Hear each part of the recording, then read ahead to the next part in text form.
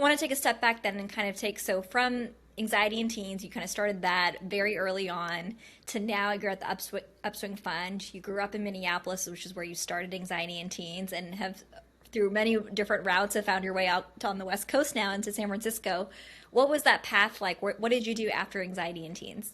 Yeah, who would have thought that I would still be involved in behavioral health? I definitely did not think much about that when I was 16 and started anxiety in teens back in Minneapolis.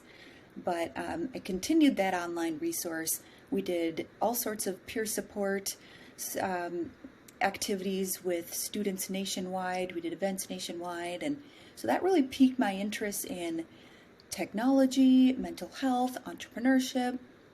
And so when I went to college, I decided to be an entrepreneurship major, in which case my parents said, "Excuse me, a what?" But I knew that that is what I wanted to do. And around junior year, I got another idea, which was basically a mental health tech startup that would provide online CBT exercises for adolescents and adults and analytics for providers. And by analytics, I mean like some very lightweight dashboards.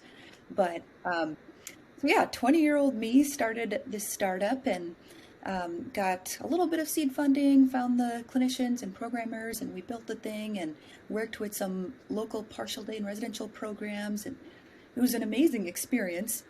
Ultimately, 20-year-old me did not know what all goes into launching an enterprise healthcare startup, so it ultimately didn't pan out, but really great experience. And now, over a decade later, there's like a million of these things, and it's just amazing how the entire behavioral health tech space has really exploded. So that was the next chapter. After that, I decided to move to New York and started working for the largest behavioral health EHR software company, and had an opportunity to sell all sorts of ancillary products, patient portal, RCM, whatnot, to psychiatric units, IDD, foster care, substance use.